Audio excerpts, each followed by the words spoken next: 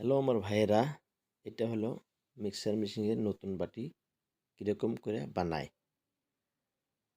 দেখে থাকো তোমরা। আমি বানাইবো বাটিটা। আরও ভিডিও ভালো লাগলে লাইক শেয়ার ফলো সাবস্ক্রাইব করবা। মিক্সার মেশিনে এইগুলা বস্তু সব পাট আসে, এগুলা বানাইতে লাগে। দেখো, তার পাশে মিক্সার মেশিনে কাম করা যায়।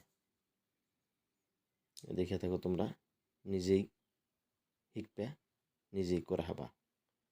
দেখো, এই যে এটা এইদিকে ঢুকাই দিতে হবে, এটা এইদিকে লাগাই দিতে হবে, অসার দিতে হবে।